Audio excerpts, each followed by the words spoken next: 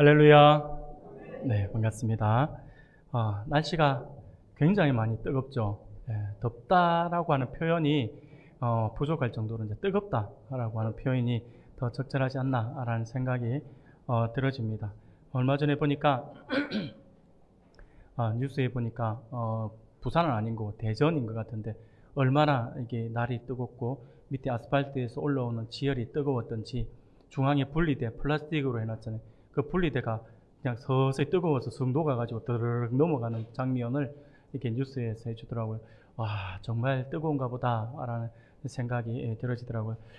무더운 여름을 보내면서 우리 사랑하는 성도님들 모두가 늘 강건할 수 있기를 바라고요. 늘 항상 또 하나님의 그 크신 은혜 안에서 또 우리 육신은 좀 덥다 하더라도 하나님과의 관계가 소통할 때 우리의 마음이 더욱더 시원해질 거예요. 하나님의 주시는 그 은혜 안에서 시원함을 느낄 수 있는 우리 성도님들이 되기를 소원합니다. 오늘도 변함없는 하나님의 은혜 가운데에서 또 우리에게 주실 말씀을 우리가 기대하면서 우리가 하나님의 말씀 가운데로 들어가기를 소원합니다.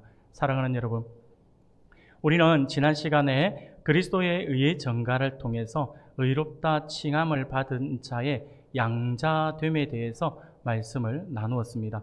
양자는 하나님의 자녀됨을 의미하는 것입니다. 십자가에서 이루어진 그리스도의 의의 전가는 단순히 우리의 죄를 속량해 주는 것으로 끝나는 것이 아니라 이제 하나님의 자녀로 모든 특권을 누리며 살아갈 수 있게 만들어 줍니다. 그래서 우리는요, 하나님을 감히 아빠, 아버지라고 부를 수 있게 되었던 것이죠. 하나님의 나라를 이제 우리가 유업으로 받는 상속자가 되었다라고 하는 것입니다. 그러므로 하나님의 양자가 된 우리가 오늘 우리의 삶 가운데 어떻게 살아야 하는지는 우리에게 있어서 매우 중요한 부분이라고 할 수가 있을 것입니다.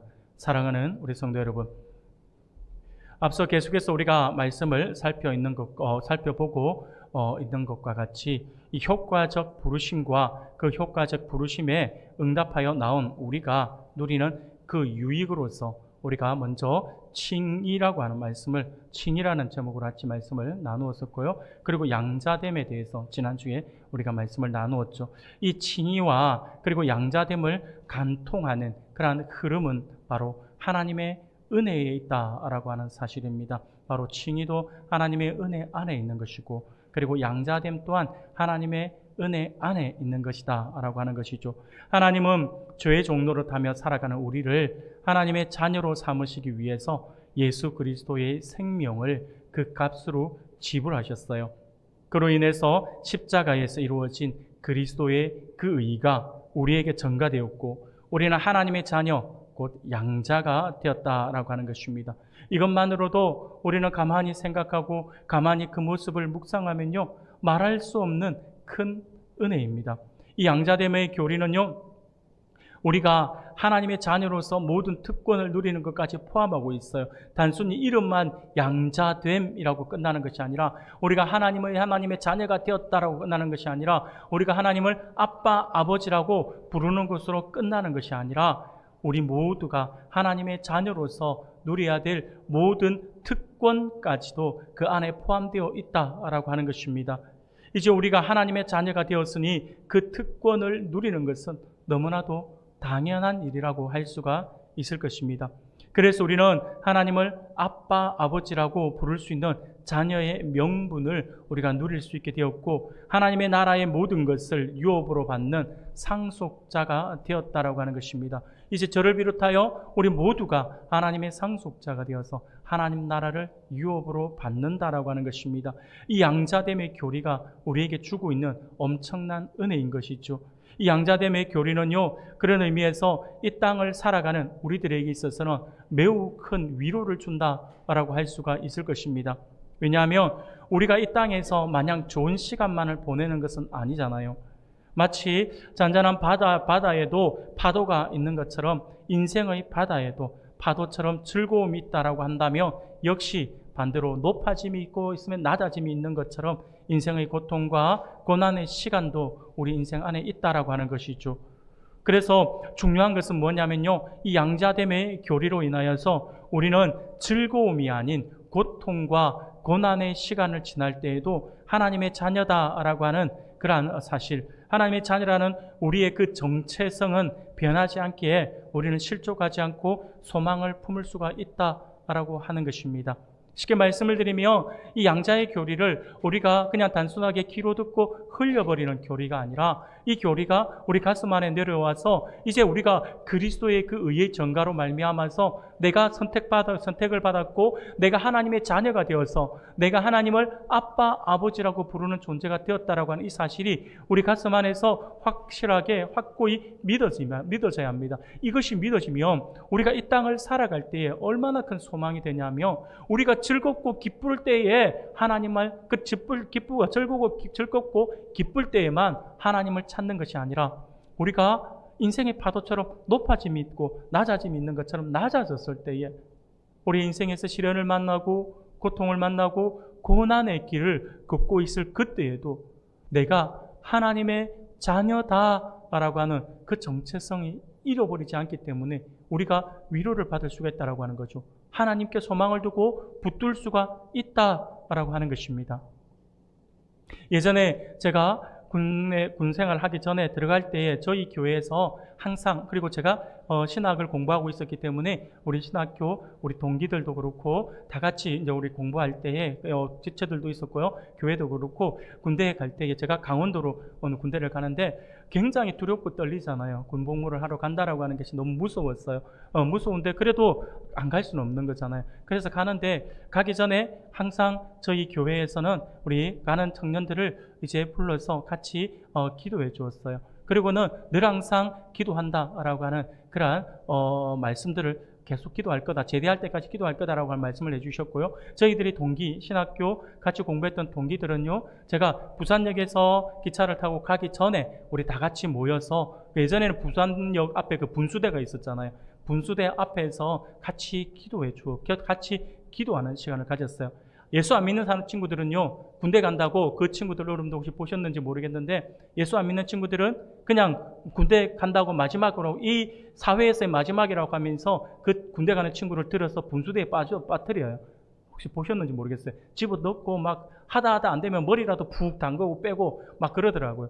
예수 안 믿는 사람들은요, 막 그렇게 하는데 예수 믿는 사람들은 그렇게 하지 않죠. 그래서 우리 동기들이 막 기도해 주고 하는 것들이 있어요. 그래서 같이 기도하고 제가 군대를 갔어요. 그런데 여러분, 이게 저에게 얼마나 큰 힘이 되었는지 몰라요. 제가 군생활 가운데 힘들고 어려울 때에, 굉장히 훈련이 어려워가지고 힘들 때, 아니면 정말 견디기 힘들 만큼 고통스러운 그러한 기합을 받을 때에 여러 가지 그런 것들이 있어요. 유격을 갔을 때도 그렇고요. 여러 가지 힘들고 어려운 그 가운데에서 하나가 딱 제일 먼저 떠올라요. 뭐가 떠오르냐면 내가 하나님의 자녀다라고 하는 거죠.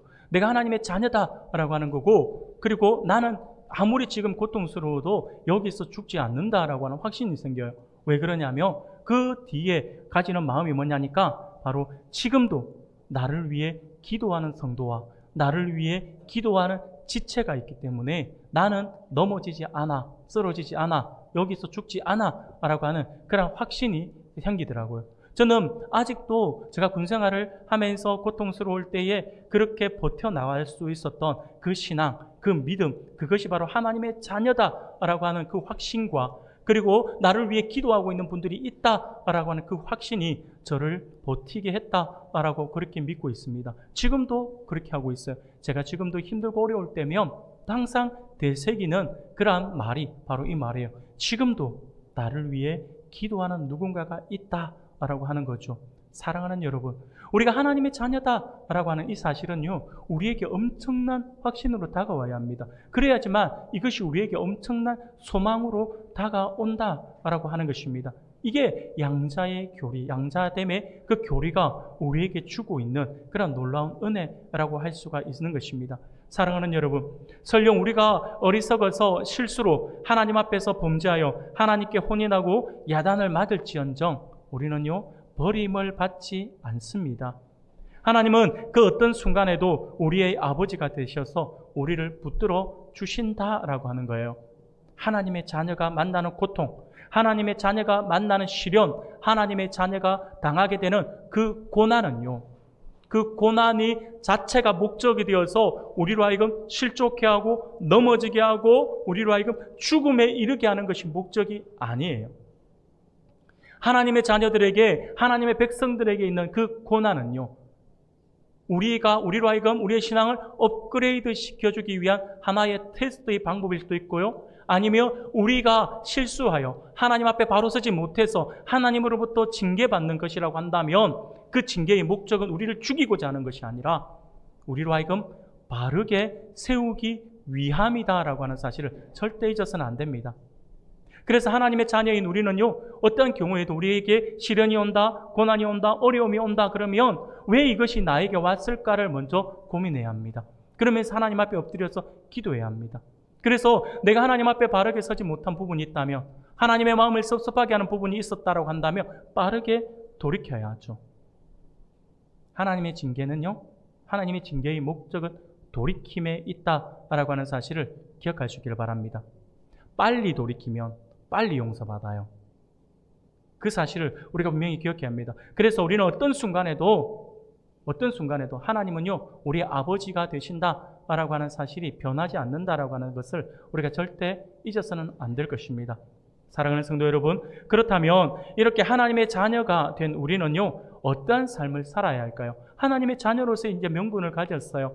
그리고 이 땅에서 우리 하나님의 자녀로 우리가 살아가요. 근데 이 땅에서 하나님의 자녀로 살아간다라고 말은 하는데 예전에 내가 예수 안 믿을 때의 모습 그대로 살아간다라고 한다면 무언가 모순이 되는 거죠. 특권만을 누리려고 하는 것밖에 안 되는 거죠. 하나님 앞에 예배하는 것이 우선이 되어 있지 않고 하나님께 모든 것이 우선이 되어 있지 않은 삶을 살아가면서 하나님은 나의 아버지야. 뭔가 모순이 되지 않습니까? 하나님의 아버지 대신 하나님 앞에 내가 해야 될 도리는 하나도 하지 않으면서 그저 아버지 내가 필요할 때만 찾는 것이 아버지가 되면 우리는 그 사람을 좋게 보지는 않지 않습니까? 사랑하는 여러분, 우리 하나님의 자녀가 이 땅에서 어떤 삶을 살아야 할까요? 오늘은요, 효과적 부르심에 응답하여 나온 하나님의 백성들이 이 땅을 살아가면서 누리는 그러한 유익의 그 마지막 시간으로 성화에 대해서 우리가 함께 살펴보면서 은혜를 나누고자 합니다. 세 가지를 말씀을 드렸죠. 칭의와 양자됨과 오늘은 이 성화에 대해서 살펴보는 것입니다. 사랑하는 여러분, 지난 금요일 7월 26일에 이제 전 세계인의 축제라고 할 수 있는 33회 이제 세계 올림픽이 프랑스에서 개최가 되었습니다. 그래서 개막을 해서 아마 스포츠를 좋아하는 사람들은 이 올림픽을 또 기다렸던 사람들은요, 늘 또 이 올림픽 시즌만 기다리잖아요. 스포츠 좋아하는 사람들은 딱 정해져 있어요. 올림픽, 2년 뒤에 월드컵, 2년 뒤에 올림픽, 2년 뒤에 월드컵, 뭐 이런 식으로 세계적인 스포츠 체전이라고 할 수 있는 이런 것들을 기다리며 살아가죠. 그래서 이게 스포츠를 좋아하는 사람은 이 8월 11일까지 진행되는 이 스포츠를 좋아하는 사람은 이 기간 동안 아마 밤잠을 설쳐가면서 프랑스에서 하다 보니까 계속해서 밤 새벽에 계속 경기가 진행되어질 겁니다. 어젯밤에도 제가 자고 일어났더니 우리나라 금메달 하나 땄더라고요. 그 장면을 못 봐가지고 아쉬운데 그 장면 봤다가는 보고 잤다라고 한다면 오늘 예배하면서 제가 졸 수 있는 위험이 있을 것 같아서 제가 참았습니다. 사랑하는 여러분, 여하튼 이제 올림픽이 시작했는데 이 올림픽 여러 경기 중에서 많은 사람들이 인생에 비유하고 또 우리 신앙생활에 비유하는 스포츠가 하나가 있죠. 바로 42.195km를 달려서 승부를 내는 마라톤 경기입니다. 이 마라톤을 좋은 성적으로 완주하기 위해서 선수들에게 가장 필요한 것이 뭘까라는 생각을 해보았습니다. 여러분, 말이 쉬워서 42.195km이지 여러분 이 거의 42km가 넘는 이 거리는요 결코 짧은 거리 아닙니다. 아주 긴 거리입니다. 이 거리를 뛴다라고 하는 것은요 인간의 한계에 도전하는 것과 같아요. 그래서 마라톤 경기는요 우수한 성적으로 메달을 획득하는 것도 아주 좋겠지만 대부분은요 완주하는 것을 목표로 달리는 사람들이 많습니다. 그래서 내가 마라톤을 해서 1등을 했다, 이것도 중요하죠. 그런데 내가 마라톤을 완주했다라고 하는 게 더 중요합니다. 포기하지 않고 끝까지 완주했다라고 하는 게 굉장히 중요해요. 저도 어린 시절에 봤던 하나의 장면인데 어느 올림픽인지 제가 기억이 안 나요. 안 나는데 다 봤던 기억 가운데 하나가 마라톤 선수가 경주를 하다가 이제 쓰러졌어요. 쓰러졌는데 그러면 누가 봐도 이제 포기할 수밖에 없는 상황인 거죠. 그런데 이 친구가 쓰러져서도 일어나요. 그러다 보니까 한번 여러분들 달리기 해본 사람은 알아요. 달리기 해본 사람은요, 힘들다가 중간에 멈추면요, 또 다시 달리려면 힘이 2배, 3배로 듭니다. 그래서 안 쉬고 꾸준하게 달리는 게 중요하거든요. 이 마라톤도 똑같다고 하더라고요. 마라톤 경기도 이렇게 달리다가 이 친구가 쓰러지면 누가 보더라도 이제 포기해야 되는데 이 친구는 포기하지 않아요. 그래도 계속 달려요. 제가 볼 때는 마치 걷는 것 같아요. 몇 번을 쓰러지는데 끝까지 거의 걷는다시피 하면서 달리는 거예요. 그런데 이 친구가 몇 시간에 걸쳐가지고 이 거리를 완주하는 거예요. 완주하고 제일 마지막에는 메인 스타디움을 돌게 되어 있잖아요. 메인 스타디움 안을 들어왔을 때에 마치 1등 하는 선수가 들어왔을 때처럼 온 관중이 일어나서 길이 벌려서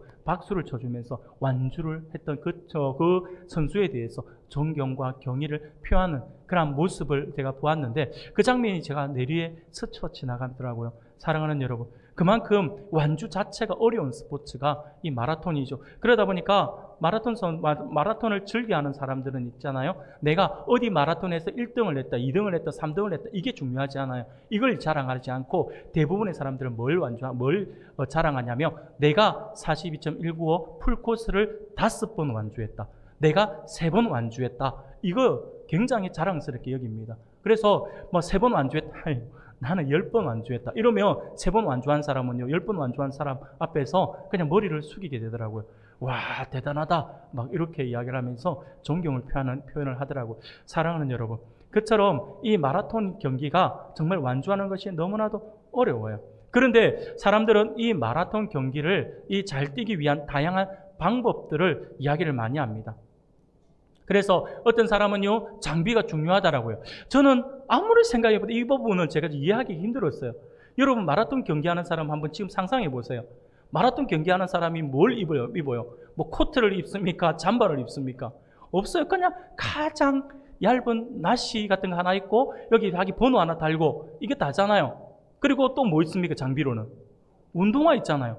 양말이 있을 거고, 우리 아프리카 선수들은 양말도 안 신고 운동화를 바로 신더라고요. 자, 그러면 옷이 있고, 상의 하의 옷이 있고 신발이 있는데 무슨 장비가 필요하다고 하는지, 장비가 중요하다라고 이야기하더라고요. 그런데 제가 마라톤을 해본 사람들의 이야기를 들어보니까 그 장비를 뭘 이야기하냐면 신발이라고 하더라고요. 신발이 자기 발에 맞는 맞춤형 운동화를 신어야지만 다리의 피로를 줄일 수 있다라고 하더라고요. 그래서 그 선수용 운동화는 그 값이 우리가 생각하는 1, 20만 원이 아니라 훨씬 더 제가 알아보지 않았기 때문에 어느 정도인지 모르는데 훨씬 더 굉장히 비싼 가격의 신발이 구입되어진다라고 이야기하더라고요. 여하튼 이 마라톤을 잘 뛰기 위해서는요, 다양한 방법들, 그래서 뭐 장비가 중요하다, 아니면 체중이 중요하다, 그래서 체중 감량을 해야 된다, 아니면 늘 영양을 고루 섭취해야 된다, 아니면 항상 적정한 그런 잠을 자야 된다, 취침 시간을 가져야 한다라고 이렇게 말을 합니다. 하지만 이 모든 것은 마라톤을 완주하기 위해서 부가적인 요소일 뿐이지 결정적인 것은 아니다라고 이야기를 합니다.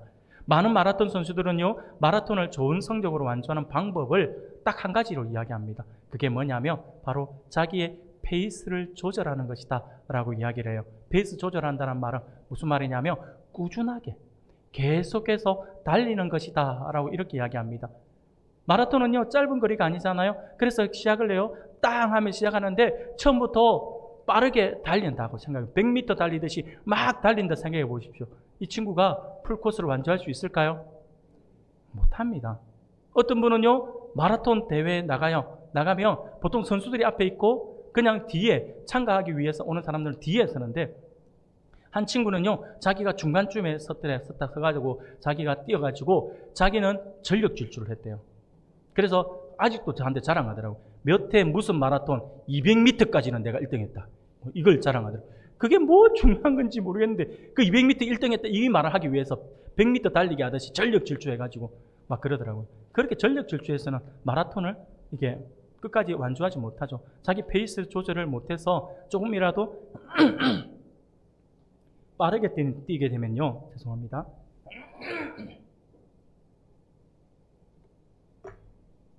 네, 죄송합니다. 빠르게 달리게 되면 페이스 조절을 못해서 우리가 오버페이스라고 이야기하죠. 그래서 금방 지쳐서 결국 결승점까지 도달하지 못해서 쓰러지거나 아니면 포기하게 되어 있습니다. 그렇다고 해서 또 지나치게 페이스 조절을 위해서 지나치게 천천히 달려서도 안 됩니다. 천천히 달리게 되면 물론 결승점에는 언젠가는 도착하겠죠. 언젠가는 도착할 수 있지만 우수한 성적으로 이렇게 메달을 획득하기는 어렵다라고 하는 것입니다. 그러므로 선수들에게 있어서 자신의 몸과 그날 컨디션에 맞는 페이스 조절은요 굉장히 중요합니다. 그리고 그 페이스 조절 안에서 오랜 시간 꾸준하게 달릴 수 있는 그러한 꾸준함이 굉장히 중요합니다. 그것이 좋은 성적으로 완주할 수 있는 비결이다라고 이야기를 하더라는 것이죠. 사랑하는 성도 여러분, 앞서 말씀을 드린 것처럼 성경에는요 우리의 믿음, 신앙생활을 달리기에 비유하곤 합니다. 그런데 이 달리기는 단거리가 아니라 장거리 마라톤과 같다라고 이야기하죠. 이 신앙의 마라톤 경주에서 중요한 것은 앞서 말씀을 드린 바와 같이 멈추지 않고 계속해서 하나님께로 저 천국에 우리의 표대를 두고 쉼없이 달려가는 것이다 라고 할 수가 있습니다. 그러다 보면 점점 우리의 목적지는 가까워지게 되어 있고 우리의 최종 목표인 표대를 향한 경주를 우리는 마칠 수가 있게 되어 있습니다. 앞서 마라톤 경기에서 꾸준하게 달리는 것이 중요하다라고 말씀을 드린 것처럼 우리 신앙에 있어서도 꾸준히 달려가는 것은 매우 중요하다라고 하는 것이죠. 이 꾸준히 달려 성장하여서 점점 더 우리의 영적 표대와 가까워지는 그 과정을 우리는 성화의 과정이다라고 이야기를 합니다. 우리의 신앙은요, 이 성화의 과정을 거쳐야 합니다. 그래서 지금 우리가 이 땅을 살아가고 있는 이유는 바로 성화의 과정을 우리가 지나고 있는 것이다 라고 하는 것이죠. 성화라고 하는 것은요, 하나님의 자녀가 된 자가 잃어버렸던 하나님의 형상을 회복해서 지정의를 포함한 모든 전 인격에 있어서 새롭게 변화되는 그러한 과정을 우리는 성화라고 이야기합니다. 제가 이제 교리적인 내용 안에서 이게 이야기를 하니까 이게 어렵게 들려질 수 있어요. 하나님의 자녀가 된 자가 잃어버렸던 하나님의 형상을 회복하여 지정의를 포함한 전 인격에 걸쳐 새롭게 변화되는 과정, 이렇게 이야기하면 좀 어렵게 다가올 수 있어요. 한마디로 딱 이야기한다면 성화라고 하는 것은요, 하나님의 거룩한 성품을 닮아가는 과정이다라고 말씀을 드릴 수가 있습니다. 거룩해지고 있는 과정, 거룩으로 나아가고 있는 과정이라고 하는 거죠. 예수 그리스도의 십자가 은혜를 믿고 그로 인하여 구원받은 성도는 이제 믿음의 삶을 살아가게 되어 있습니다. 성도는 하나님의 자녀가 되는 권세를 얻었고 하나님께서 주시는 특권을 누리게 됩니다. 이 특권을 누리기 위해서는 하나님의 자녀답게 살아가는 모습이 반드시 필요합니다. 사랑하는 여러분, 특권만을 우리가 누리고자 해서는 안 됩니다. 특권을 누린다라고 하는 것은 반드시 특권에 따르는 어떤 책임이 있다라고 하는 사실을 우리가 분명히 기억해야 합니다. 특권을 누리기 위해서 하나님의 자녀답게 살아야 한다라고 하는 것이죠. 특권에는 반드시 책임이 따르기 때문이죠. 그래서 성도들은 특권을 누리기 위하여 하나님의 거룩함을 닮아가는 성화의 과정을 밟게 된다라고 하는 것입니다. 예수님을 믿음으로 우리에게 주어지는 칭의는 단회적이잖아요. 단 한 번 이루어지는 겁니다. 주님께서 길게도 안 해요. 주님께서 그냥 의롭다 하면 끝나는 거예요. 그러나 칭의는 그렇고 성화는 그렇지 않습니다. 성화는요, 단회적이지 않습니다. 지속적이고 반복적인 사건입니다. 매일매일 우리가 성화의 과정으로 나아가야 한다라고 하는 거죠. 칭의의 은혜를 얻고 믿음의 삶을 살아가는 성도는 이제 평생 동안 하나님을 따라 거룩하게 되어가는 그런 삶을 살아가야 한다라고 하는 것이죠.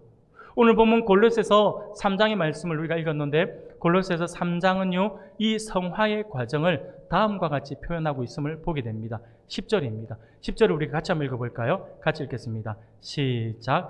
새 사람을 입었으니 형상을 따라 지식에까지 새롭게 하심을 입은 자니라. 아멘.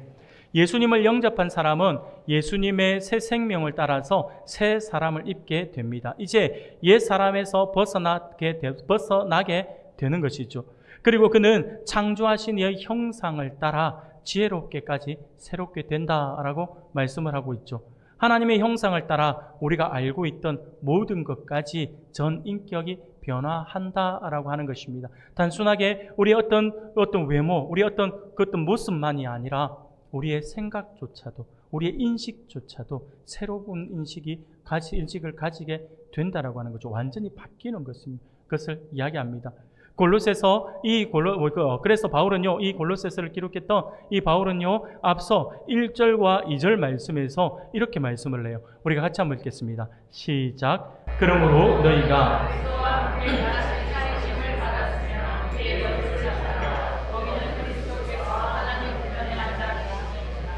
위의 것을 생각하고 땅의 것을 생각하지 말라. 아멘. 사랑하는 여러분, 그리스도를 믿음으로 그분의 부활을 우리가 함께 누리게 된다면 우리는 이제 더 이상 땅의 것을 생각하지 말아야 합니다. 이제 우리는 지식에까지 새롭게 되었으니 위의 것을 찾는 자들이 되어야 한다라고 하는 것입니다. 그럼에도 불구하고 오늘날 수많은 성도들이, 얼마나 많은 성도들이 땅의 것에 집착해서 땅의 것에 매여서 살아가고 있는지 모릅니다. 우리는요, 땅의 것에 우리가 집중하고 땅의 것을 생각하며 살아가야 되는 존재가 아니라 우리는 위의 것을 생각하고 거기에 집착하고 거기에 우리의 표대를 두고 달려가야 되는 존재다라고 하는 거죠. 이게 하나님의 백성들이 살아가는 삶의 목적이고 삶의 목표입니다. 사랑하는 여러분, 그렇다면 땅의 것은 무엇을 말하고 있는 것일까요? 5절 말씀을 보니 이렇게 말씀을 해요. 그러므로 땅에 있는 지체를 죽이라. 곧 음란과 부정과 사욕과 악한 정욕과 탐심이니 탐심은 우상 숭배니라 라고 말씀을 합니다. 땅의 것은 음란과 부정이라고 이야기합니다. 그리고 탐심이라고 이야기합니다. 심지어 이 탐심은 우상 숭배를 의미한다라고 이야기합니다. 사랑하는 여러분, 탐심이 왜 우상 숭배일까요? 우리는 우상 숭배 그러면요, 무언가 하나님 외에 무언가를 섬기는 그 무엇을 우리가 생각하고 있잖아요. 그런데 우리가 냉정하게 놓고 보면 구약에서의 구약 우상 숭배는요, 하나님 외에 다른 신을 섬기는 장면으로 연상을 한다며 신약에 와서의 우리의 우상 숭배는요, 하나님 외에 다른 어떤 대상을 섬기는 것이 아니라 하나님보다 우선시 여기는 그것을 우상이라고 합니다. 그래서 하나님 내가 무엇인가를 중요하게 여겨요. 무엇인가를 중요하게 여기는데 그 중요한 것을 위해서 하나님을 포기할 수가 있다라고 한다면 그게 우상이에요. 내가 다른 어떤 것도 하나님과 나하고의 관계 안에서 있는 그 관계 안에서 있는 그 신앙을 빼앗을 수는 없고 어떤 것도 우선시 되지 않아. 하나님이 최우선이야 라고 한다면 그분은 우상이 없이 오직 하나님만 바라보는 존재인 거죠. 사랑하는 여러분, 그런 의미에서 우리가 볼 때에 탐심이 왜 우상 숭배가 되는 것일까요? 그것은요, 그 탐심이 어떤 것에 대한 탐심인지 모르겠지만 그 탐욕으로 인하여서 생기는 그 마음, 그런 불안, 그 마음이 하나님보다 우선되기 때문이죠. 내가 물질의 탐욕을 가진 사람은요, 물질을 위해서 예배를 포기할 수 있어요. 하나님을 포기할 수 있어요.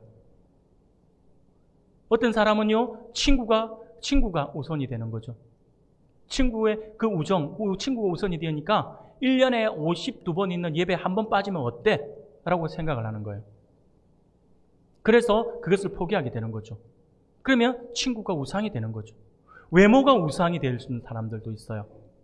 외모를 위해서. 나의 휴식이 우상이 될 수도 있어요.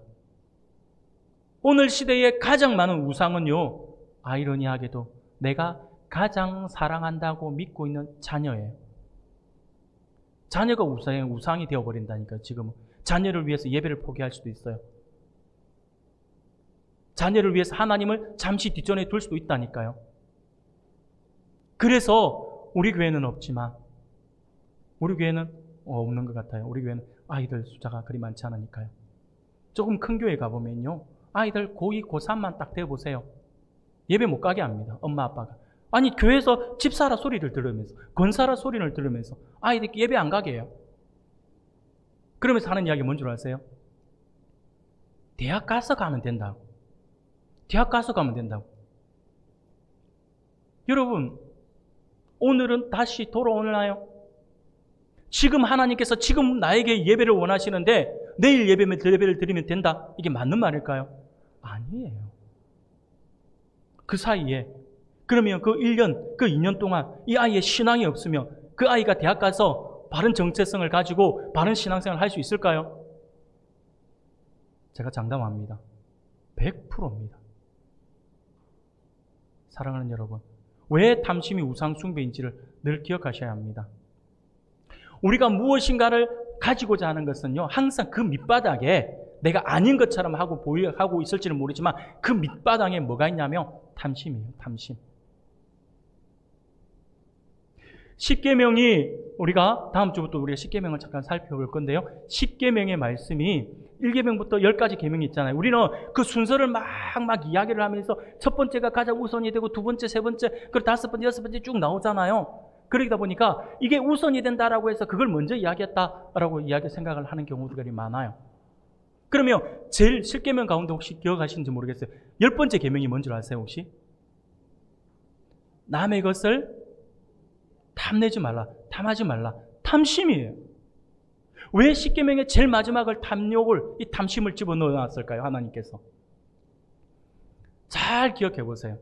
처음부터 첫 번째부터 9번째 그 모든 계명 안에 그 베이스에 뭐가 깔려있냐면 탐욕이 깔려있기 때문이에요.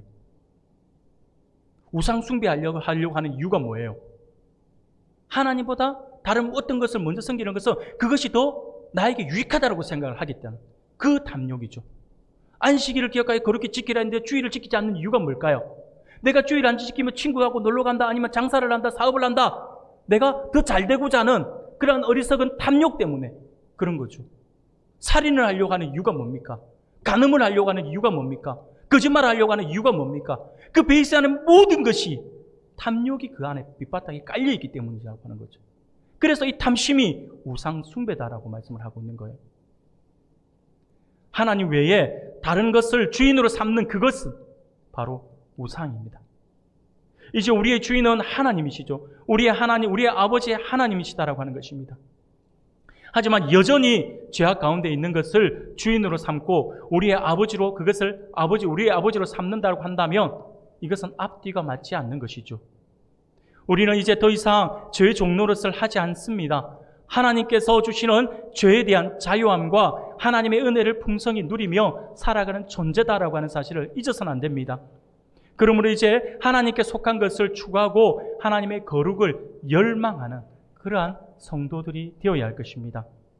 사랑하는 여러분, 오늘 본문 골로새서 3장 1절부터 10절까지의 말씀을 종합적으로 우리가 정리해보면 결국 그리스도인의 거룩한 삶을 규정하는 원리를 크게 세 가지로 제시하고 있음을 보게 됩니다.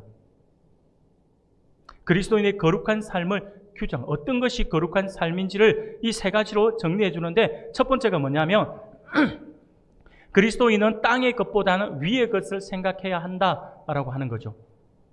땅의 것은 육적인 것이고 위의 것은 영적인 것입니다. 땅의 것은 죽음으로 귀결되지만 위의 것은 생명으로 귀결되는 거죠. 그리고 두 번째는요, 그리스도인은 땅의 지체를 죽이며 살아야 한다라고 이야기합니다. 바로 음란이며 부정이며 사욕이며 악한 정욕이며 탐심, 분함, 노여움, 악의, 비방, 거짓말 등 그 모든 것들, 5절부터 8절까지의 말씀에서 우리가 제시해주고 있는 이 모든 것들을 우리가 죽여가야 한다라고 하는 거죠. 바로 옛 사람입니다. 옛 사람과 그 행위를 벗는 행위이기 때문에 그것과 우리는 평생 싸우면서 그것을 죽여가야 한다라고 하는 거죠. 그리고 세 번째로는요, 그리스도인은 지식에까지 새로움을 입어야 하는 존재이다라고 하는 거죠. 10절에서 그 이야기를 하고 있습니다. 여기서 새롭게 하는 기준은 자기를 창조하신 이의 형상을 따라 해야 한다라고 하는 것입니다. 이는 평생 우리가 부단히 행해야 될 거룩한 일입니다. 그러므로 우리는 이것을 평생 우리가 해야 된다라고 해서 점진적 성화라고 이야기를 합니다. 평생에 걸쳐서 점진적으로 하나님의 형상을 따라 지식에까지 새로움을 입는 것이죠. 하나님의 선택을 받아 부름을 받고 그리스도에 의해 정가로 의롭다함을 어렵다고 인정함을 받고 하나님의 자녀로 입양된 그리스도인은 반드시 옛 자아와 치열하게 싸워 새 자아를 살리고 또 살리는 그러한 성화의 삶을 살아야 한다라고 하는 것이죠. 사랑하는 여러분, 바울은 이러한 성화의 삶의 목표에 대해서 그러면 우리가 어디까지 성화의 모습을 가져야 할 것인가에 대해서 우리에게 구체적으로 말씀해 주고 있어요. 에베소서 4장 15절이에요. 에베소서 4장 15절 우리 같이 한번 읽어볼까요? 시작. 오직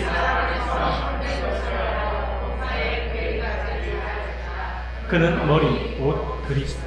아멘. 사랑하는 여러분, 우리는 그리스도에게까지 자라가야 한다라고 하는 것입니다. 예수님과 같이 자라는 것이 우리의 삶의 목표가 되어야 합니다. 계속해서 거룩해져야 하는 것이죠. 우리를 위하여 죽으신 예수님을 따라 우리도 죄에 대하여 죽고 예수님에 대하여 살아야 한다라고 하는 것입니다. 사랑하는 성도 여러분, 중요한 것은 이 성화의 과정조차도 우리의 능력으로 할 수 있는 것은 아니다라고 하는 거예요. 따라서 우리의 모든 성화의 과정을 하나님께 맡겨드려야 합니다. 하나님의 능력을 힘입어야 한다라고 하는 것입니다. 우리에게는 한계가 있기 때문이죠.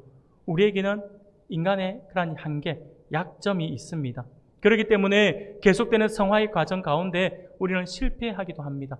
오늘 내가 성화의 삶을 살아야겠다고 다짐하지만 돌아서며 현실의 눈앞에서 우리가 그 다짐했던 것들을 잊어버리는 경우들이 많잖아요. 식어버리잖아요. 그게 우리의 최대의 약점이지 않습니까? 하지만 하나님께서 우리를 계속해서 끌어주시는 우리를 놓지 않고 끌어주시는 그것이 있기 때문에 우리는 결국 어쨌든 이 땅에서 우리가 실패하고 또 일어나고 하는 일을 끊임없이 반복하지만 결국 우리는요, 마지막에는 우리는 완성되어질 겁니다. 그게 하나님의 택한 백성이 누리는 엄청난 은혜이며 특권이기 때문이 그렇죠. 그렇게 우리는 성화의 과정 가운데에서 하나님이 나를 붙들어 주시기를 위해서, 그리고 오늘도 하나님의 말씀대로 살아갈 수 있는 능력을 허락해 달라고 우리는 기도하는 그런 삶을 살아야 합니다. 하나님의 도우심이 없이는 절대로 가능하지 않기 때문이죠. 그래서 성화의 과정은 하나님을 의지하는 가운데 매일 거룩해지고자 하는 나의 의지를 선하게 사용하시는 하나님의 은혜를 통하여 이루어지는 것이죠. 사랑하는 여러분, 이제 우리는 거룩해져야 하는 존재입니다. 죄에서 멀어져야 합니다. 하나님의 자녀다워져야 합니다. 이 사실을 우리가 기억해서 하나님의 능력을 힘입어 위의 것을 찾는 우리 모든 성도님들이 되기를 소원합니다.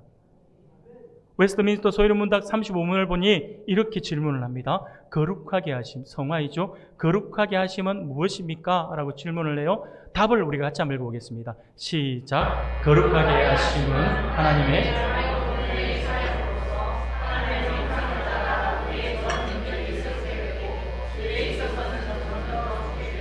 의에 있어서 점점 더 살게 되는 것입니다. 아멘. 자, 사랑하는 여러분, 거룩하게 되는 것이 무엇인가에 대한 질문에 대한 답을 명확하게 우리에게 말씀을 해주고 있어요. 거룩하게 하시면 하나님의 자유로운 은혜의 사역이다 라고 이야기를 하죠. 자유로운 은혜의 사역이다 라고 하는 말씀은요, 앞서 말씀을 드린 것처럼 우리의 모든 구원의 과정은 하나님께서 주권적으로 행하시는 사역이기 때문에 그렇다라고 하는 거예요. 하나님께서 우리를 택하시고 부르시고 믿게 하시고 하나님께 가까이 나오게 하시는 그 모든 과정은 우리의 의지나 우리가 하나님을 선택한 것이 아니라 하나님의 주권적인 부르심이 있었기 때문에 가능한 것이다라고 하는 거죠.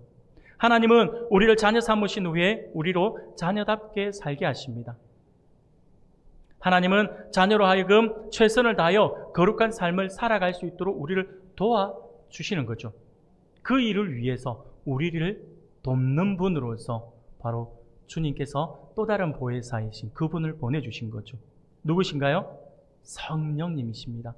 그래서 우리 안에 성령이 내주하고 계시는 거죠. 우리를 돕기 위해서. 그러므로 우리는 우리 안에 계시는 성령의 음성에 민감하게 반응해야 합니다. 여러분들, 우리 안에 고백되어지는 예수 그리스도를 고백하는 사람들이 안에 있는 우리 성령은요, 우리 안에서 머물러서 우리를 보면서 우리의 삶을 지켜보면서 구경하시는 분이 아니에요. 끊임없이 우리에게서 음성을 들려주시면서 이야기를 해주세요. 마치 내비게이션처럼 내비를 틀어놔요. 여성분들은 이런 실수를 안 해요. 왜냐하면 여성분들은 제가 볼 때 운전할 때만큼은 겸손하시더라고요. 그래서 내비가 가르쳐주면 가르쳐주는 대로 해요. 거기에 비하여서 남성들은 교만합니다. 저부터 교만합니다. 웬만한 길 이제 딱 보고 눈에 익었잖아요. 내비를 찍어놔도 그 소리 안 들어요. 저도 그래요. 한 번씩 가다가 내비가 제가 운전을 달리잖아요. 60km 도로인데 60 소리를 하면 60이라고 하면서 소리를 내자 땡, 땡, 땡 속도가 넘었다는 거죠. 근데 제가 얼마나 교만하냐면 운전을 하다가 땡땡땡 소리 나잖아요. 그러면 얼른 속도를 줄여야 되는 거잖아요. 속도를 줄이라고 하는 거잖아요. 근데 저는 속도를 내면서 땡땡땡 하고 있으면 무슨 생각을 한 줄 아세요? 내비가 왜 땡땡거리지? 저는 순간 잊어버리는 거예요. 내비가 땡땡거리는 그 소리가 속도가 높다라고 하는 생각 자체를 잃어버리는 거죠. 그러면서 땡땡거리는 걸 모르고 있다가 쓱 지나가면서 카메라 딱 찍히고 나면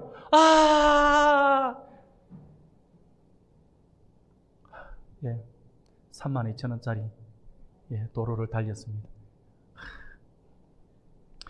사랑하는 여러분, 제가 이 이야기를 하는 이유가 뭐냐면 바로 성령께서 우리 안에 계실 때 우리가 마치 내비게이션을 목적지까지 켜놓고 있으면 그 목적지까지 가르쳐 주는 것처럼 우리는요, 천국 내비게이션을 목적지를 천국에 맞춰 나왔어요. 그러면 그 내비게이션에서 끊임없이 소리가 나와요. 계속해서 우리가 잘못 가고 있으면 잘못 가고 있다고 땡땡땡땡 하면서 계속해서 그렇게 소리가 나요. 잘못하면 길 틀어지잖아요. 그러면 땡땡 경로를 다시 잡겠습니다 하면서 얼마나 친절하게 다 말해줍니까? 그런데 우리는 그걸 무시한다라고 하는 거죠.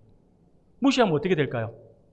네, 집에 아마 여러분들 집에 축하한다고 하나의 스티커가 날라올 겁니다. 비싼 스티커입니다. 그거. 사랑하는 여러분, 성령께서 우리 안에서 끊임없이 우리에게 말씀을 해주세요. 근데 우리가 그 소리에 귀를 기울이지 않으면 결국은요, 비싼 대가를 치르게 되어 있습니다. 그래서 우리는 늘 항상 우리 안에 계신 성령에 민감하게 반응을 해야 합니다. 날마다 육체의 소욕이 아닌 하나님의 부르심인 성령의 소욕을 따라 살아가야 한다고 하는 거죠. 그래야지만 우리가 거룩해져요. 성화되어집니다.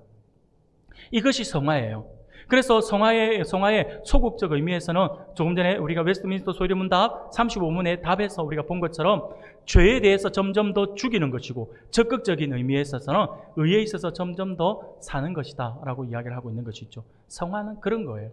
성화는요, 죄를 죽이는 것이고 의를 드러내는 거예요. 그러면 죄를 죽이는 것이고 그리고 의가 드러나는 것이잖아요. 동시에 일어나는 사건이에요. 예를 들어 가지고 우리가 우리 안에 있는 죄성을 먼저 버리고 그 다음에 우리가 의를 우리 안에 집어넣어서 우리가 의롭게 된다라고 하는 것이 가능할까요? 가능하지 않습니다. 왜냐하면요, 마치 제가 이 컵 안에 지금 공기가 들어있으면 이 공기를 빼내는 방법은요, 물을 붓는 거잖아요. 물을 부으면 공기는 빠지는 거죠. 바로 그거예요. 여러분 기억하세요? 우리 안에서 우리가 성령의 사람이 되기를 원하고 거룩해지기를 원한다라고 한다면 우리 안에 계시는 성령의 소욕에 따라 귀를 기울이고 계속해서 의를 행하셔야 합니다. 의를 행하려고 노력해야 합니다. 그러면 자연스럽게 우리 안에 있는 육체의 소욕과 죄는 소멸되어지게 되어 있습니다. 근데 이게 완전히 없어지는 게 아니에요. 완전히 없어지면 좋겠는데 완전히 없어진다라고 한다면 우리는 천국 가 있는 거죠. 우리는 완전히 없어지지 않아요. 그렇기 때문에 반드시 씨앗이 남아있어요. 그런데 이 씨앗은요, 언제든지 우리가 성령의 소욕에 소홀히 하고 의를 행하는 것을 소홀히 하게 되면 언제든지 다시 이것은 싹 작아지면서 우리 안에 씨앗으로 남아있는 죄가 싹 올라가게 되어 있어요. 그렇기 때문에 우리는 끊임없이 끼어 있어야 합니다. 우리가 성령의 소욕에 귀를 기울이고 그 성령의 소욕에 따라 살아가려고 노력하고 애쓰고 발버둥쳐야 합니다. 이게 성화이거든요. 사랑하는 성도 여러분, 사람의 죄가 죽는 만큼 의가 그 자리를 차지하게 된다라는 사실을 반드시 기억할 수 있기를 바랍니다. 사랑하는 여러분, 오늘 하나님께서 우리에게 주신 말씀을 기억할 수 있기를 바랍니다. 그래서 우리는요, 이제 땅의 것을 우리가 소유할 것이 아니라, 땅의 것에 집착할 것이 아니라 저 하늘의 것에 우리가 집착하는 그 삶을 살아가는 우리들이 되기를 원합니다. 내가 내가 하나님 기뻐하시는 성화의 모습으로 나아가기 위해 지금 오늘날 우리가 한번 돌아봅시다. 내가 어떻게 성화의 모습으로 나아갈 수 있는가를 한번 찾아서 실천해 볼 수 있기를 바랍니다. 마치 우리가 주일학교 아이들에게 가르치는 것처럼 오늘 우리들에게도 한번 그것을 한번 적용해 보았으면 좋겠습니다. 그래서 우리가 실천할 수 있는 것들을 한번 찾아서 실천할 수 있기를 바랍니다. 하나님의 말씀인 성경, 여러분 성경 주일 와서 예배 드릴 때만 펼쳐보지 마시고 성경 집에서 꾸준히 읽으시길 바랍니다. 그리고 그 말씀 하나에 귀를 기울이기 시작할 수 있길 바랍니다. 귀를 기울이시길 바랍니다. 그러면 됩니다. 뿐만 아니라 내가 하루에 적어도 10분이라도 좋으니까요, 기도하는 삶을 살아야 합니다. 아침에 일어나서 기도하고 저녁에 잠들기 전에 하루를 돌아보면서 기도하는 습관을 길러봅시다. 그러면요, 이것이 작은 것처럼 보이지만 이 작은 것들 하나하나가 쌓여질 때 이것이 우리의 신앙의 기본을 만들게 되고 그 신앙의 기본 위에 성화의 과정을 밟을 수 있는 하나의 기틀이 마련되어 있다라고 하는 거죠. 그래서 이 모든 사실 하나하나를 우리가 기억해서 우리를 부르신 주님의 그 부르심에 응답해서 날마다 내 안에 육체의 소욕이 아닌 성령의 소욕을 따라 살아가면서 어제보다는 오늘보다는 내일 우리가 조금 더 성화되어서 주님 닮은 모습으로 저 천국의 표대를 향한 그 믿음의 경주를 완주하여 하나님으로부터 잘했다 칭찬받는 우리 모든 성도님들이 다 되시기를 주님의 이름으로 축원합니다.